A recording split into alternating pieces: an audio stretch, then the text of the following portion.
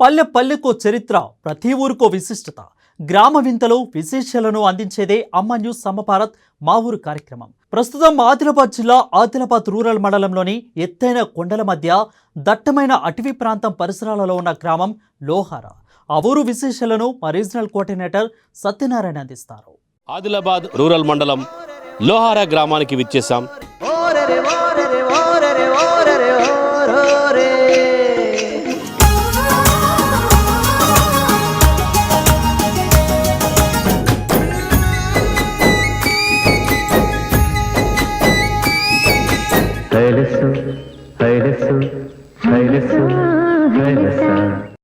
ఇక్కడ రాజకీయం అనేది ఏముండదు సార్. మొత్తానికి మా ఊరు అనేది మొత్తం ఐక్యమత్యంగా ఉన్నందరం కలిసిమెలిసి ఉంటాము.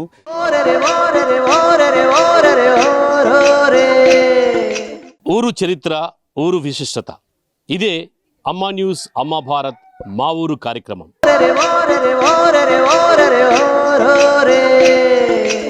ఈరోజు మనం ఆదిలాబాద్ రూరల్ మండలం లోహార గ్రామానికి విచ్చేసాం. ఇది ఒక కొండ ప్రాంతంలో ఉన్నటువంటి, దాదాపుగా పూర్తిగా కొండ మీద ఉన్నటువంటి ఒక చిన్న గిరిజన గూడెం ఈ యొక్క లోహార గ్రామం. ఈ లోహార గ్రామంలో మనం చూస్తున్నాం ఆలయం యొక్క పరిసరాల్లో, ఆలయ యొక్క ప్రాంగణంలో ఇక్కడ యొక్క గ్రామీణులందరూ కూడా, గ్రామస్తులందరూ కూడా చక్కగా కూర్చున్నారు. సో ఈ గ్రామస్తులందరినీ మనం మాట్లాడించి ఈ గ్రామం యొక్క చరిత్ర, ఈ గ్రామం యొక్క విశిష్టత, ఈ గ్రామంలో పాడి పంటలు ఎలా ఉన్నాయి, జీవన స్థితిగతులు ఎలా ఉన్నాయి, ఒకరికొకరు సహకారం ఎలా ఉంది, ఇవన్నీ కూడా మనం గ్రామస్తుల్ని అడిగి తెలుసుకుందాం.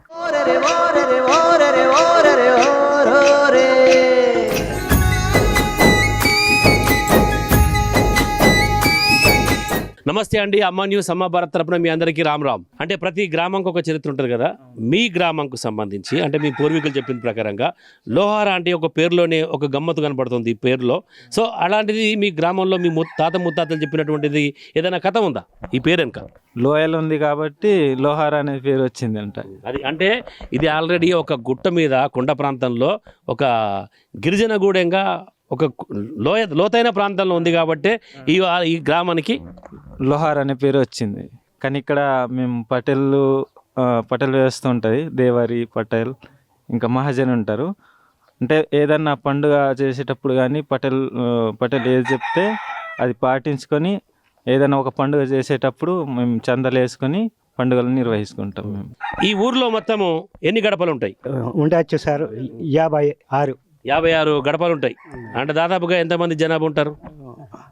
400 డాక్టర్ ఉండొచ్చు సార్. 300-400 మంది జనాభా ఉంటారు. అంటే మీ ఊర్లో ఇప్పుడు దాదాపుగా 45-46 గడపలు, 56 గడపలు, తర్వాత 340 జనాభా.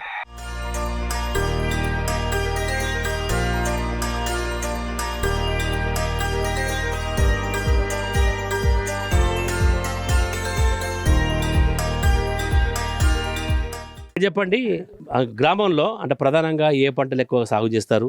మేము ఎక్కువగా పత్తి పండించుకుంటాం. పత్తి, జొన్న, కందులు, అంటే మిశ్రమ పంటల్లాగా అవి మినుములు, పెసళ్ళు ఇవి ఎక్కువగా పండిస్తాం మేము. అంటే ఈ సంవత్సరం మరి ఎక్కువగా ఏది వేసారు? పత్తి వేసినాం. మరి ఇప్పుడు పత్తి ఏదైతే ఉన్నదో, అంటే మన వాతావరణ పరిస్థితులు కొద్దిగా అనుకూలించలేదు. మరి మీరు మీ గ్రామంలో వేసినటువంటి ఒక పత్తికి సరైన దిగుబడి వచ్చిందా? లేదు, రాలేదు ఈ సంవత్సరం. ఎందుకంటే ఈ వర్షాలు కూడా మాకు దెబ్బతీసినాయి. మొన్నటి వర్షాల్లో చాలా మంది రైతులు నష్టపోయారు. అంటే దాదాపుగా ఇప్పుడు మీ గ్రామం నుంచి ఈసారి ఎన్ని ఎకరాల పత్తి సాగు చేసిండ్రు ఊరంతా కలిసి? దాదాపు ఒక్కొక్కరు 10 ఎకరాల కంటే పైన ఉన్నది. కానీ అంత 10 ఎకరాల కంటే 1 ఎకరంలో కూడా సరిగా దిగుబడి రాలేదు మాకు. అంటే కనీసం ఎకరానికి అంటే ఎకరంకు 1 క్వింటాల్ కూడా రాలేదు. అంటే దాదాపుగా ఎకరానికి ఎన్ని క్వింటాల్ వస్తుంది మంచిగా ఉంటే కనుక? మంచిగా ఉంటే ఒక 5-6 క్వింటాల్ వరకు రావాల్సింది. కానీ ఈ సంవత్సరం అంతా రాలేదు. అంటే ఇప్పుడు మీరు చేసేటటువంటి వ్యవసాయ సాగులో అంటే మీకు ఆ నీటి సౌలభ్యం అంటే ఓన్లీ వాతావరణం అంటే వర్షాల ద్వారానేనా, లేదంటే మీకు ఏమైనా చెరువులు కానీ ఉన్నాయా? మాకు మోస్ట్లీ అంటే వర్షాధారమే. మాకు చెరువులు కానీ బోర్బావులు కానీ ఏమి లేవు ఇప్పటి వరకు. ఏ గవర్నమెంట్ కూడా మాకు పట్టించుకోలేదు ఇంతవరకు. ఐటీడీఏలో కొంతమంది అప్లికేషన్ పెట్టినా కానీ అవి మళ్ళీ మా అప్లికేషన్ పెడితే మాకు మళ్ళీ రిప్లై అనేది ఏం రాలేదు ఇంతవరకు. అంటే మీకు మీ ఊరికి చెరువులు లేవు? మరి త్రాగునీటి సమస్య ఏమైనా ఉందా? అంటే మీ త్రాగునీరు ఎక్కడి నుంచి తెచ్చుకుంటారు? మాకు ఇప్పటి వరకు అయితే ఒకటే అది బావి ఉన్నది. అది ఎప్పుడో మాకు కూడా తెలియదు, ముత్తాతల నుంచి ఆ బావి నుంచి ఇప్పటి వరకు అదే వాటర్ని తాగుతున్నాం.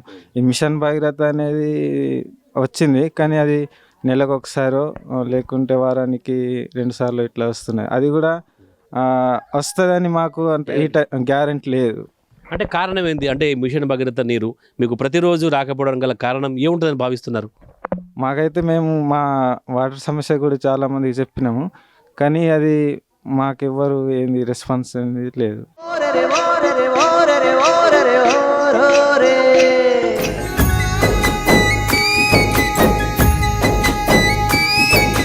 అన్న చెప్పండి, అంటే మీ లోహారా గ్రామం అయితే చూస్తున్నాం ఏంటంటే చక్కటి వాతావరణంలో ఉంది, మంచి పర్యావరణం ఉంది. ఎందుకంటే చక్కటి గాలి, వెలుతురు ఇవన్నీ కూడా పుష్కలంగా ఉన్నాయి. ఎందుకంటే ఈ రోజుల్లో మనిషికి అంటే ఆరోగ్యానికి మించింది ఏది లేదు. కానీ ఇక్కడ మీరు చూస్తున్నట్టు మటుకు ఈ కొండ ప్రాంతంలో చక్కటి వాతావరణం ఇవన్నీ ఉన్నాయి కదా.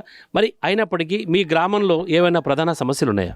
ప్రధాన సమస్యలు అంటే ఏంది సార్, మనకి ఇక్కడ ప్రజెంట్లీగా మనకు మా లోహారా విలేజ్లో 5th క్లాస్ వరకు స్కూల్ బిల్డింగ్ ఉంది. కాకపోతే అక్కడ ఫెసిలిటీస్ అనేది స్కూల్ బిల్డింగ్ సక్రమంగా లేదు. 2004లో దానికి మార్కెటింగ్ ఇచ్చిండ్రు, దానికి మధ్యలోనే బ్రేక్ చేయటం జరిగింది.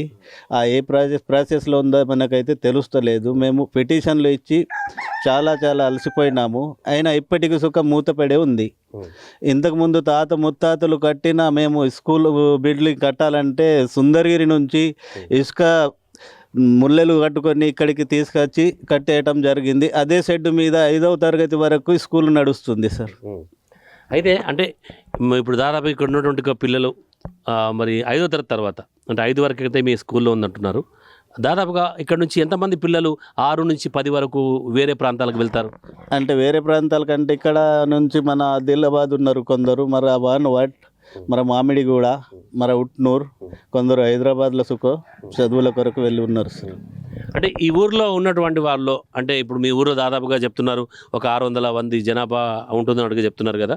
ఈ 600 జనాభాలో మంచి ఉన్నతంగా స్థితిలో అంటే బాగా చదువుకొని ఉన్నతమైన ఉద్యోగాలు చేసిన వారు కానీ లేదంటే ఆర్మీకి వెళ్ళిన ఉద్యోగులు అలాంటి కుటుంబాలు ఎన్ని ఉంటాయి? ఇక్కడైతే ఆర్మీ కానీ ఉద్యోగం కానీ మా ఊరు నుంచి అయితే ఎవరు మనకు ముందర సలహాలు ఇచ్చే వ్యక్తులు ఎవరు లేరు. కాబట్టి ప్రజెంట్లీగా ఒక 2 సంవత్సరాలు అవుతున్నది. ఒక విఆర్ఓ పోస్టింగ్ మన మరుసుకొల్ల నాగరావుకు కొత్త పోస్టింగ్ ఒకటి వచ్చేసింది సార్. అంటే ఈ ఇంతమందిలో ఒక ప్రభుత్వ ఉద్యోగం మాత్రం ఉన్నారు ఇక్కడ ఒకటి ఉంది సార్.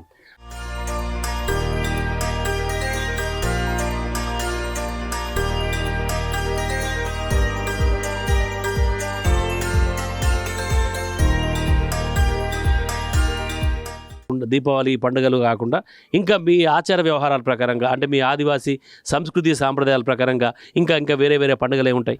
అంటే మనకు పెద్ద దేవుడు అనేది ఉంటుంది సార్, పెరసపైన అంటాం. మన జంగుబాయి దేవత ఉంటుంది, మన దండారి దీపావళి నాడు అవి పండుగలు ఉంటాయి సార్. అంటే ఈ పెరసపేన్ అంటే ఆ పెరసపేన్ యొక్క ప్రాముఖ్యత ఏంటిది? ప్రాముఖ్యత అంటే సార్, మేము మన ఆదివాసీ దాంట్లో 4 అవి ఉంటాయి మన సమాజ్లో. అంటే దాంట్లో 6 దేవర్లు ఉంటాయి, 7 దేవర్లు ఉంటాయి, 5 ఉంటుంది, 4 ఉంటుంది, ఎవరి వాళ్ళకు ఉంటుంది. ఆ దేవారి ప్రకారంగానే మేము వెళ్ళి సంప్రదాయాలు చేసుకుంటాం సార్. జంగుబాయి జాతర అంటే అది ఎందుకంటే ఈ మధ్య కాలంలో కూడా చాలా ఫేమస్ అయింది జంగుబాయి జాతర. ఈ దగ్గరలోనే ఒక గుట్ట మీద ఉంటుందట, అంటే వెళ్తారు అక్కడికి? వెళ్తాం. ఇక్కడ జంగుబాయి దేవత అనేది సార్ మనకి ఇక్కడ చీద్దరి ఖానాపూర్ లోపల ఉంటుంది, లోయ దగ్గర. మన ఈడ కొందరు వెళ్తాము, ఈడ లేదంటే మన జంగుబాయి మన అంటే ఎక్కడ అంటే ఇది మన మహారాష్ట్ర సైడ్ జీవితి ఆ సైడ్కి ఉంటుంది. అక్కడ చాలా జనాలు వెళ్తారు సార్ అక్కడ. ఇంకా అంటే ఇప్పుడు ఈ జంగుబాయి జాతర తర్వాత మీ యొక్క పెరసపేన్ జాతర, ఈ జాతరలో అంటే మీరు ప్రధానంగా ఆ టైం అంటే జాతర ఎన్ని రోజుల పాటు కొనసాగుతుంది? ఆ జాతర కొనసాగే సమయాల్లో మీరు ఎలాంటి నియమ నిబంధనలు పాటిస్తారు? అంటే మేము ఈ జంగుబాయి దేవత అనేది ఈ పూసు నెల సార్. ఈ నెల లోపల మేము ఎక్కడికి పోయిన జంగుబాయి దగ్గర దానికి నిబంధి ప్రకారంగా ఉంటాయి. ఎలా అంటే మేము 1 నెల ఖచ్చితంగా కాళ్ళకు చెప్పులు ఉండయి. ఆ సాంప్రదాయ ప్రకారంగా మేము అక్కడికి వెళ్ళి పూజలు చేసుకుంటాం.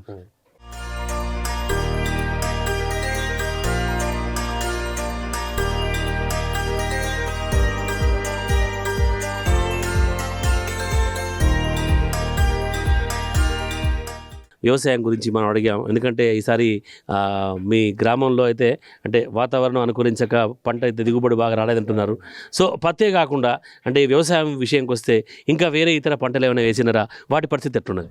అంటే ఇతర పంటలు అంటే మన దగ్గర ఏమి ఉండవు సార్. మనకు పత్తి ఉంటుంది, కందులు, పెసళ్ళు, మినుములు, జొన్న. వీటికి తప్పి వేరే పంట వేసినామా అది వీటికి దిగుబడి అసలే రాదు వేరే పంటకు సార్. అంటే పండించిన పంటను ఇక్కడనే దగ్గరనే అమ్ముకుంటారా లేకపోతే మార్కెట్కి ఏమైనా తీసుకుపోతారా? అది మార్కెటింగ్కి తీసుకుపోతాం సార్, ఆదిలాబాద్కి. ఎట్లుంటుంది రేట్ ఎట్లుంటుంది? అది రేట్ ఇక గవర్నమెంట్ని బట్టి సీసీ రేటు ఉంటుంది, దాని ప్రకారంగా మేము వేసుకొని వచ్చేస్తాం సార్. ఈసారి ఏమైనా ఆశించిన రేట్ వచ్చిందా? రాలేదు సార్. అయితే ఇప్పుడు సరే వ్యవసాయం చేసుకుంటారు, సో పొద్దుటి నుంచి మీరు సాయంత్రం ఇటు రైతులు ఉన్నారు, అలాగే ఇక్కడ ప్రధానంగా వ్యవసాయ కూలీలు ఉన్నారా, కౌలుదారులు ఉన్నారా, రైతులు కూడా ఉన్నారా? ఇక్కడ కౌలుదారులు ఎవరు ఉండరు సార్, మొత్తం రైతులు ఉంటారు. ఎవరి వాళ్ళకు పట్ట భూములు ఉన్నాయి, ఎవరి వాళ్ళు పంట వేసుకుంటారు సార్. అంటే వ్యవసాయ కూలీలు కూడా ఉంటారు, ఎవరి రైతులు వాళ్ళు సాగు చేసుకుంటారు. అంటే ఎవరి వాళ్ళు వేస్తారు. కూలీలకి ఎంత అవసరం ఉన్నదంటే ఆయన పెట్టిన తర్వాత మన ఊరు వాళ్ళు వెళ్తారు సార్ కూలి. అంటే అదే అంటున్నా, ఇప్పుడు ఇక్కడ నుంచి అంటే ఇప్పుడు రైతుల యొక్క జీవనం సాగాలంటే ఇప్పుడు సరే మీరు అన్నారు ఈ వర్షాధారంగా పంటలు సాగుతాయి, మరి ఎండాకాలం వస్తే పరిస్థితి కనుక ఆ రోజు వర్షాలు ఉన్నాయి, మరి పంటలు ఉన్నాయి, అప్పుడు ఈ గ్రామస్తుల యొక్క జీవనశైలి ఎలా ఉంటుంది? అంటే అది ఎండాకాలం వచ్చేసింది అనుకో సార్, మనం ఇప్పుడు పత్తి వేసినాం, ఆ కట్టె తీసుడు అది తీసుడు మొత్తం దాంట్లో ఎండాకాలం ఒక 4 నెలలు దాని మీద ఉంటాం. ఇకపోతే సాయంత్రం ఇప్పుడు అంటే టీవీలు తర్వాత సినిమాలు వచ్చేసినాయి, మరి మీరు ఉదయం నుంచి సాయంత్రం వేళ వచ్చిన తర్వాత ఇంటి దగ్గర కాలక్షేపంగా ఏమైనా పాడుకునే పాటలు కానీ లేదంటే ఊర్లో ఏమైనా అంటే జానపద కళలు అంటే యక్షగానము, సింధులు అంటే ఇలాంటివి ఏమైనా ఉంటాయా? అవి ఉంటాయి సార్, ఎందుకంటే మన హనుమాన్ టెంపుల్ ఉన్నది ఇక్కడ, భజన ప్రోగ్రామ్ అనేది ఉంటుంది. శనివారము సోమవారము చేసుకుంటారు. మరి ఇప్పుడు పెళ్లి సీజన్ వచ్చేసింది అనుకో, దాంట్లో ప్రోగ్రాంలు పిల్లలంతా వేసుకుంటారు. ఇది అంటే పెళ్లి సీజన్లో కూడా ఈ సాంస్కృతిక కార్యక్రమాలు కొనసాగుతాయి సార్. అంటే దాదాపుగా మీ ఊర్లో అంటే ఎలాంటి అంటే జానపద కళలు చాలా రకాలు ఉన్నాయి, జానపద కళలు ఆ అన్ని జానపద కళల్లో అంటే ఎలాంటి పాటలు అంటే ఇప్పుడు చిందులు ఉంటారు, యక్షగానం ఉంటారు, తర్వాత ఇంకా ఏకతార ఉంటుంది, తర్వాత తంబూరా ఉంటుంది, తర్వాత 12 మెట్లది ఉంటుంది కదా మీ ఆదివాసులది, 12 మెట్ల మీద వాయించేది అలాంటిది ఉంటుంది. అంటే ఏది ఎక్కువ కళలు కొనసాగిస్తారు? అయితే దానికి మేము ఇప్పుడు పెళ్ళిళ్ళ సీజన్ నడుస్తుంది అనుకో సార్, దీంట్లో ఏంది ఉంటుంది అంటే మనము డోల్కి ప్రోగ్రామ్ ఉంటుంది, దాంట్లో డోళ్ళు కొడతారు. భజన ఏమో ఇక్కడ హనుమాన్ టెంపుల్ దగ్గర ఉంటుంది, అక్కడికైతే ఓన్లీ పెళ్ళిళ్ళ గురించి అదే సంస్కృతి నడిపిస్తాం సార్, వేరే ప్రోగ్రామ్ ఉండదు ఇక దాంట్లో.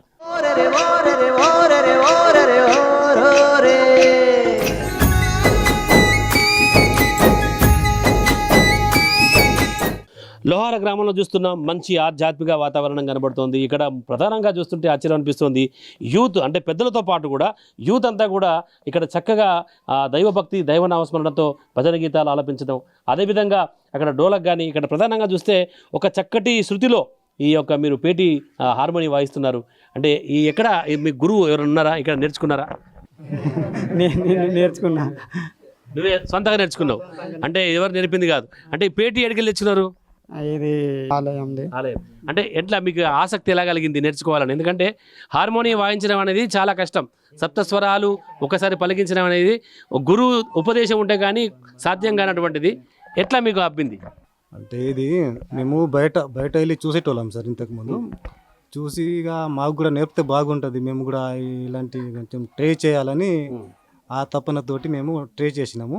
అంటే ఇక్కడ మన ఊర్లో పెద్ద ప్రోగ్రామ్ ఉంటుంది, కార్తీకు పూర్ణమి, అప్పుడు కార్తీకు సామిలు అవుతారు ఇక్కడ, దానివల్లేగా ఇటు అటు చూసి మేము నేర్పుకున్నాం సార్. చూస్తే అంటే మొత్తం మీద వీళ్ళు చూస్తున్న తపన అయితే మనం మెచ్చుకోదగ్గది. అంటే గురువు లేకున్నప్పటికి కూడా ఒక ఆసక్తి, అంటే ఒక మంచి సంగీతాన్ని వినిపించాలనేటువంటి ఒక పట్టుదలతో చక్కగా శృతిలో ఆ హార్మోనియం వాయిస్తూ అలాగే ఆ లయబద్ధంగా తబలా వాయిస్తూ ఒక చక్కటి వాతావరణాన్ని, భక్తి వాతావరణాన్ని ఇక్కడ గ్రామస్తులు భజన రూపంలో ఆలపించుకుంటున్నారు. నిజంగా ఇదంతో మెచ్చుకోదగ్గ విషయం ఈ యొక్క లోహార గ్రామస్తులు.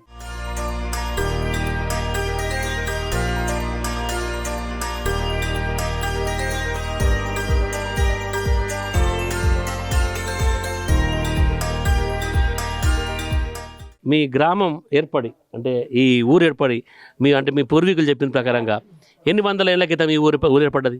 ఇప్పుడైతే నేను చిన్నప్పటి నుంచి ఇక నాకు అంత తెలియదు, ముసలి వాళ్ళు తాతలు వాళ్ళకు తెలుసు ఇక. 1950 కన్నా ముందు ఉన్నది.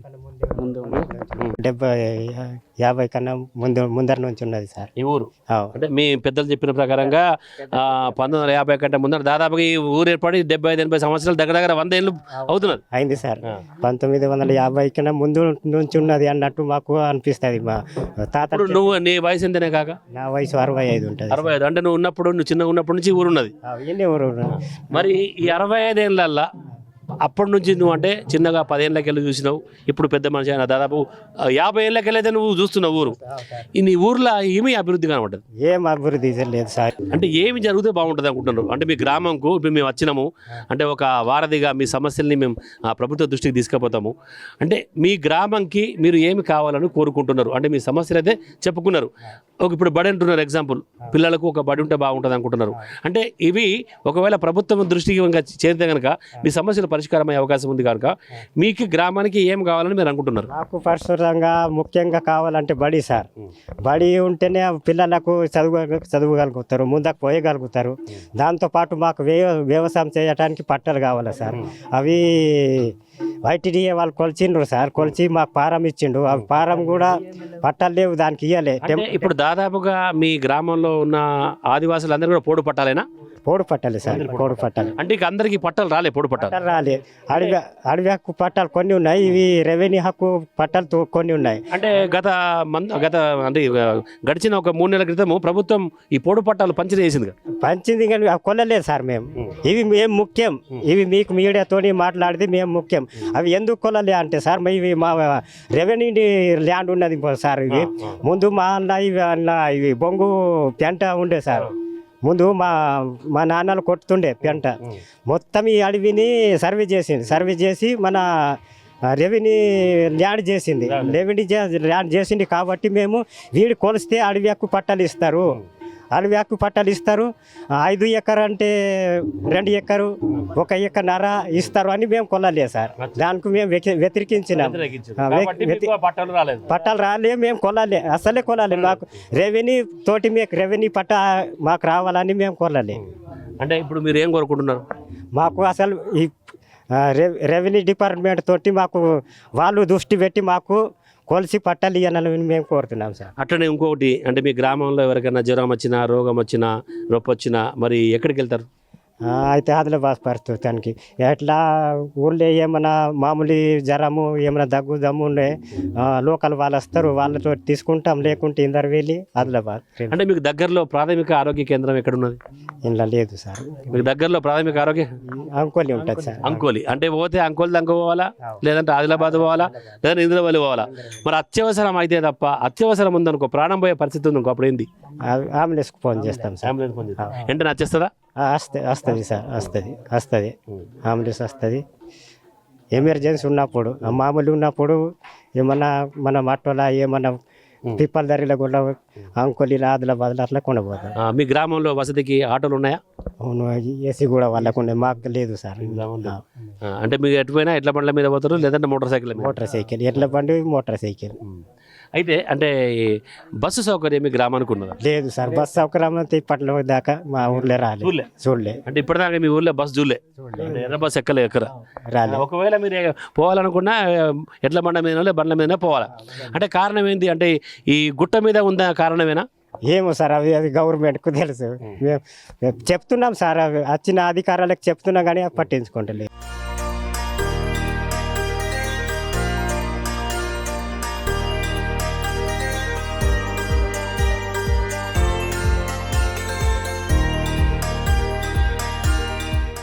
ఇది ఈ గ్రామంలోని అంగన్వాడీ కేంద్రం. అయితే ఈ అంగన్వాడీ కేంద్రంలో కొన్ని సమస్యలు ఉన్నట్టుగా గ్రామస్తులు చెప్తున్నారు. ఎందుకంటే దాదాపుగా ఈ కేంద్రం ఇక్కడ ప్రారంభించి దాదాపు 10-15 సంవత్సరాలుగా చెప్తున్నారు. కొంతమంది గ్రామస్తులు అలాగే అంగన్వాడీ ఆయా ఉన్నారు. వాళ్ళని అడిగి మనం కొన్ని విషయాలు తెలుసుకుందాం. చెప్పండమ్మా, ఈ అంగన్వాడీ కేంద్రం ఇక్కడ ప్రారంభించి దాదాపుగా ఎన్ని నెలలు అవుతుంది? ఇప్పుడైతే దాదాపు 10-15 సంవత్సరాలు అవుతున్నది సార్. అట్లనే ఇక అక్కడ ఎంతమంది పిల్లలు ఈ అంగన్వాడీ కేంద్రానికి రోజు వస్తుంటారు? ఇక్కడ వచ్చేసి హుక్మా వాళ్ళే దాదాపు 20-25 మంది ఉంటారు. ఇంకా కొంతమంది బడికి వెళ్తున్నారు పెద్ద పిల్లలు 25 మంది వరకు ఉంటారు అంగన్వాడీ కేంద్రంలో. అయితే ఇక్కడ మనకు వచ్చేసి ఇది 10-15 సంవత్సరాలు అవుతున్నాయి మాకు ఇక్కడ అంగన్వాడీ శాంక్షన్ అయ్యి, కానీ ఇప్పటి వరకు మనకు అది అంగన్వాడీ బిల్డింగ్ లేదు, అంగన్వాడీ టీచర్ లేరు, ఇంకా అని చెప్పాలంటే చాలా సమస్యలు ఉన్నాయి ఇక్కడికి. అంటే ఈ టీచర్ ఎప్పటి నుంచి లేదా? ఇప్పటి లేదు, ఆయా ఒకప్పుడు ఉండే, ఆమె చనిపోయింది. అయితే మళ్ళీ అప్పటి నుంచి మేము అప్లికేషన్ పెట్టినా కానీ మాకు అంగన్వాడీ టీచర్ అనేది మాకు ఇప్పటి వరకు నియమించలేదు. అమ్మ చెప్పండి, మీరు మీకు వచ్చిన పిల్లలకి, ఇక్కడికి వచ్చిన పిల్లలకు మీరు ఎలాంటి రకాల భోజనం అందిస్తారు? तो भोजनम वो खाना देता दाल देता, वो प्रेग्नेंट वाले को दूध देता, पीठ वाले को पीठ देता, रोज अंडे देता, बच्चों को बुला के देता हम। आने के लिए बच्चे खुश होता है? हाँ खुश होते आओ बोले तो अभी आता वंटा करके हम देता। मगर मेरा बहुत परेशान है, हम हमारे को बात भी नहीं आता, जाना मैडम को बोलना बोले तो बात नहीं आता, वो परेशान है। आंगनवाड़ी नहीं, वो परेशान है, हमको सेंटर भी नहीं है, परेशान है। तो आपको बिल्डिंग भी नहीं है आंगनवाड़ी का? आंगनवाड़ी बिल्डिंग भी नहीं है। तो टीचर है क्या? टीचर भी अभी नहीं। तो कितने साल से टीचर नहीं है यहाँ? सार हूँ 7 साल का सिमदर। हाँ उन्हें मर के मेरे को परेशान है, तकलीफ। मैडम वहाँ के अभी बात कर रहा है, उधर वो जामगोड़ा सेंटर में बच्चों को इधर खिलाना उधर लाना छोड़ना, बोले तो मेरा कितना परेशान है। गाँव को पढ़ के है मगर नहीं दे रहा है, मेरे को बाधा है।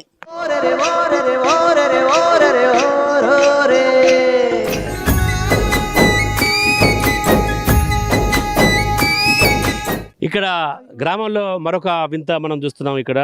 అయితే ఈ గ్రామంలో ఆచారం ప్రకారం, ఆదివాసీల సంస్కృతి ప్రకారం ఎక్కడ ఏ పూజలు జరిగినా కూడా, ఏ జాతరలు జరిగినా కూడా అమ్మవారికి కానీ ఆ యొక్క ఆదివాసీ దేవతలకు కానీ నూనె అంటే దీపాన్ని సమర్పించేటప్పుడు, దీపం వెలిగించేటప్పుడు వీరు బయట ఏ నూనెను కూడా కొనరు.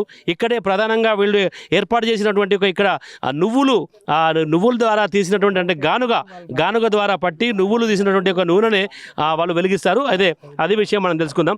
చెప్పండి, దీని ప్రత్యేకత ఏంది? అంటే ఇక్కడ మేము ప్రతి సంవత్సరం మనకు జంగుబాయి కానీ ఏదన్నా మనకు ఉంటాయి కదా దేవుళ్ళు, ఆదివాసీ సంప్రదాయం ప్రకారం ఆ దేవుళ్ళ దగ్గర మేము కొనుక్కున్న నూనెని మేము దీపానికి పెట్టాం. మేము న్యాచురల్గా మా చేతులతోటే ఏవైతే నువ్వులు కానీ ఆ పండిన పంటతోటే మేము ఇక్కడ నూనె తీయడం జరుగుతుంది.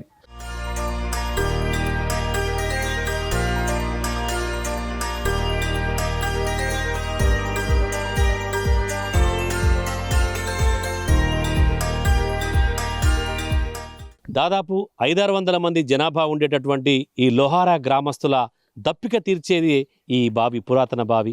దాదాపుగా గ్రామస్తులు చెప్తున్నారు ఇది ఒక 50 నుంచి 60 ఏళ్ల క్రితం ఏర్పడ్డటువంటి ఒక బావిగా చెప్తున్నారు. అప్పటి నుంచి కూడా ఈ బావి ద్వారానే తమ దప్పిక తీరుతుందని, ఆ తర్వాత మధ్యలో మిషన్ భగీరథ పైపులు వేసినప్పటికీ కూడా మిషన్ భగీరథ నీరు మాత్రము తమకు చక్కగా అందట్లేదని, ఎందుకంటే పైపులు పలిగిపోవడమో లేదా నీరు పైకెక్కపోవడమో ఏ విధంగా అయినా కానీ ఎప్పుడు మిషన్ భగీరథ నీరు తమ గ్రామానికి వస్తుందో తమకే తెలియని పరిస్థితి అని. కానీ మొత్తం మీద ఏ కాలమైనప్పటికీ కూడా ఈ యొక్క బావే మా దాహాన్ని తీరుస్తుందని చెప్పేసి గ్రామస్తులు చెప్తున్నారు.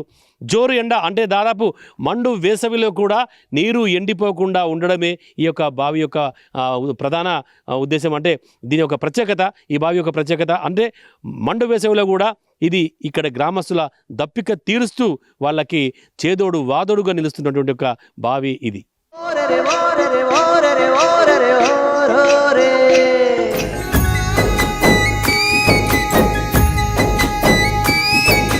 అయితే గ్రామం మొత్తం కూడా కొండ ప్రాంతంలో ఉన్నది, చుట్టుపక్కల మొత్తం దట్టమైనటువంటి ఒక అడవి నేపథ్యంలో మరి మీ గ్రామంలో అంటే దాదాపుగా రాత్రి వేళల్లో కానీ ఉదయం వేళల్లో కానీ అంటే నిర్మానుష్యంగా అంటే మనం సద్దు మరిగిన తర్వాత ఏమైనా అడవి జంతువులు గ్రామంలో ప్రవేశించేటటువంటి సందర్భం ఎప్పుడైనా కనిపించిందా?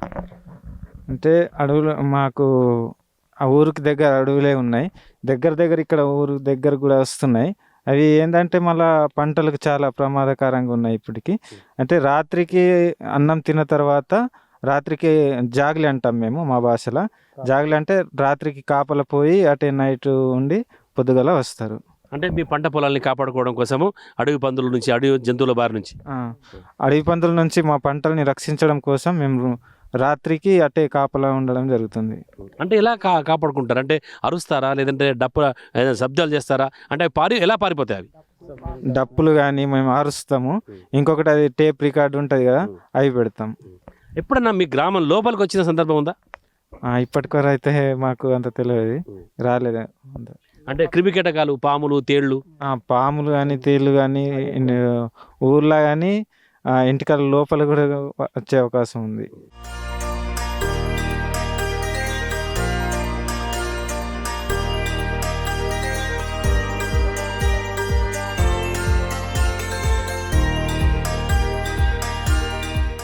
ఇది చూస్తున్నాం ఈ గ్రామం యొక్క పాఠశాల. దాదాపుగా 65 మంది విద్యార్థులు చదువుతున్నటువంటి ఒక పాఠశాల దుస్థితి మనం నేరుగా కళ్ళలా చూస్తున్నాం. అక్కడ ఒకవైపు 2004లో ప్రారంభించినటువంటి ఒక బిల్డింగ్ ఆ పనులు కూడా పూర్తి కాకపోవడంతో అసంపూర్తిగా నిరుపయోగంగా అది తయారైపోయింది. ఆ తర్వాత ఇటు పాఠశాల చూసినట్టయితే రేకుల షెడ్డు కింద దీనంగా ఎదురు చూస్తోంది విద్యార్థుల కోసం. అయితే ఇక్కడ దాదాపుగా గ్రామస్తులు, ఇక్కడ ఉన్నటువంటి ఒక సిబ్బంది చెప్పిన ప్రకారంగా 4 ఉపాధ్యాయులు ఈ యొక్క పాఠశాలలో పనిచేస్తున్నట్టుగా, 65 మంది విద్యార్థులు 1 నుంచి 5వ తరగతి వరకు విద్యాబోధన కొనసాగుతున్నట్టుగా చెప్తున్నారు. అయితే వర్షం పడితే కనుక పూర్తిగా నీరు అంటే ఊర్చి పాఠశాలలోకి పూర్తిగా నీరు వస్తున్నట్టుగా చెప్తున్నారు. ఓవరాల్గా చూస్తే విద్య మాత్రం ఇక్కడ పిల్లలకి అందని ద్రాక్షగానే కనబడుతోంది. వసతులు ఉన్నప్పటికీ, అంటే దాదాపుగా అక్కడ సౌకర్యం అంటే బోధించే ఉపాధ్యాయులు ఉన్నప్పటికీ సౌకర్యాలు చక్కగా లేక విద్యార్థులు బడికి రాని పరిస్థితి. ఈరోజు ఇప్పుడు దాదాపుగా 10:30 అవుతున్నప్పటికి కూడా పాఠశాలలో మాత్రం ఈ యొక్క పిల్లడైతే కనబడతలేడు. ఎందుకంటే మరి ఆ సౌకర్యాలు, మౌలిక వసతులు కనుక పూర్తిగా ఉన్నప్పుడు విద్యార్థులు దాన్ని చక్కగా ఉపయోగించుకుంటారు. అయితే మనతో పాటు కొంతమంది గ్రామస్తులు ఉన్నారు. ఈ గ్రామస్తులను అడిగి ఈ యొక్క విద్యా సౌకర్యాల గురించి మనం తెలుసుకుందాం.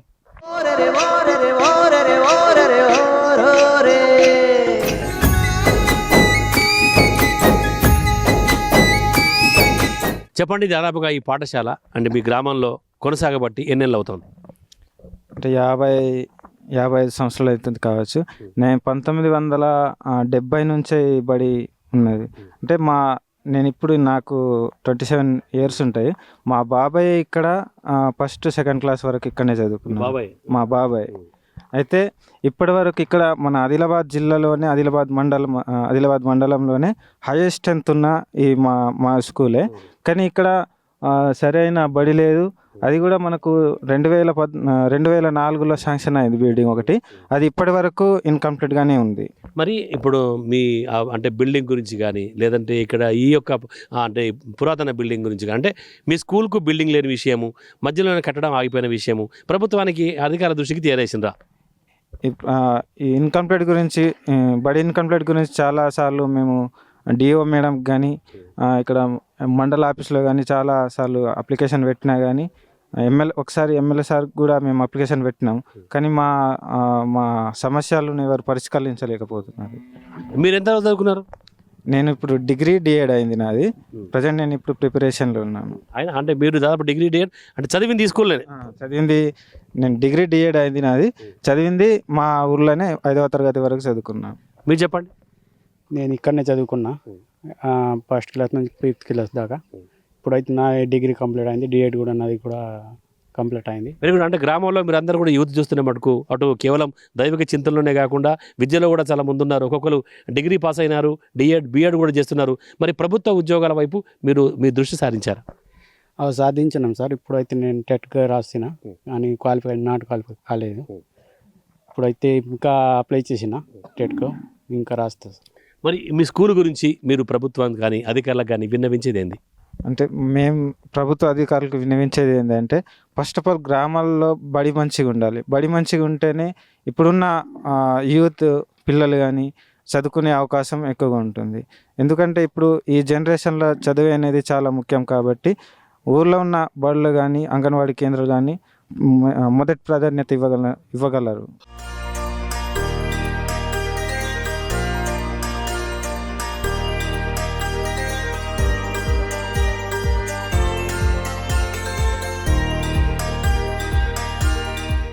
కొండ ప్రాంతంలో, దట్టమైన అటవీ ప్రాంతంలో లోహారా గ్రామాన్ని మనం చూసాం.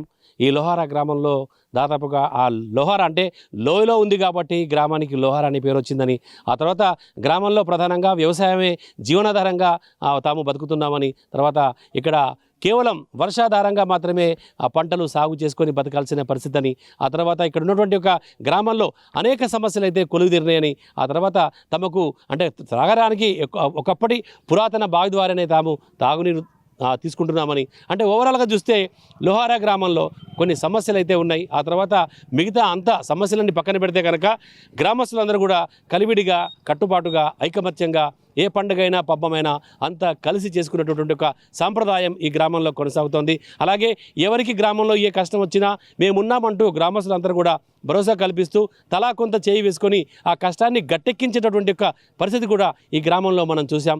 ఆ తర్వాత నిజంగా అంటే ఒక చిన్న గ్రామమైన 600 జనాభా ఉన్నప్పటికీ గ్రామంలో మాత్రం కట్టుబాట్లు, నియమము, భక్తి ప్రవర్తన, భక్తి మార్గము, ఆధ్యాత్మిక చింతన ఇవన్నీ కూడా గ్రామంలో ఎక్కువ ఉన్నాయి కాబట్టి ఆ యొక్క ఐకమత్యం అనేటటువంటిది ఇక్కడ కనబడుతోంది. సో నిజంగా ఈ గ్రామం ఇతర గ్రామాలకు ఐకమత్యంలో, భక్తి భావనలో, తర్వాత సాటి వారికి చేయి అందించి తోడ్పడాలి అనే ఉద్దేశంలో మిగతా గ్రామాలకి ఇది ఒక ఆదర్శంగా నిలవాలని అమ్మా న్యూస్, అమ్మా భారత్ కోరుకుంటోంది.